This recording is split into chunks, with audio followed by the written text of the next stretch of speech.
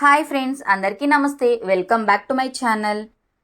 మన జీవితాలకు దీపం లాంటి చాణక్యుడి నీతి మనం ఏ సందర్భాల్లో ఎవరి మధ్యకు వెళ్ళకూడదో వివరంగా చెప్పింది. జీవితంలో సంతోషంగా ఉండాలంటే ఎవరి పనిలో జోక్యం చేసుకోకూడదో తెలుసా? జీవితంలో ఎలాంటి సమస్యలు ఉండకపోవడమే ఆనంద రహస్యం. కానీ జీవితంలో ఎలాంటి సమస్యనైనా ఎదుర్కోగనే కళ నేర్చుకోవడమే రహస్యం. సంతోషకరమైన జీవితాన్ని గడపడానికి అవసరమైన రహస్యాల గురించి చాణక్యుడి నీతి చెబుతుంది. ఒక వ్యక్తి సంతోషంగా ఉండాలంటే ఈ 4 సందర్భాల్లో ఎప్పుడూ జోక్యం చేసుకోకూడదని చాణక్యుడు చెప్పాడు.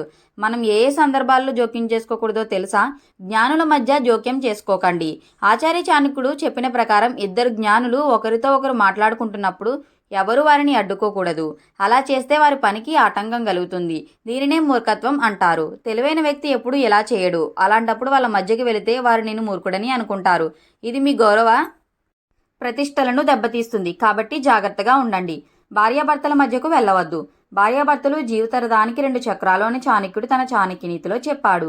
భార్యాభర్తలు కలిసి కొన్ని పనులు చేసినప్పుడు వారిని పనిలో మూడో వ్యక్తి జోక్యం చేసుకోకూడదని చాణక్యుడు చెప్పాడు. అలాగే ఏ వ్యక్తి కూడా వారి సంభాషణకు అంతరాయం కలిగించకూడదు. ఇది వారి వ్యక్తిగత స్వేచ్ఛకు భంగం కలిగించకూడదని చాణక్యుడు చెప్పాడు. నాగలి ఎద్దుల మధ్య వెళ్ళవద్దు.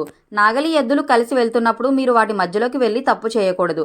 అలా వెళితే మీరు గాయాల పాలై బాధపడవచ్చు. ఒక్కసారి ఈ తప్పు మరణానికి దారితీస్తుందని చాణక్యుడు హెచ్చరించాడు.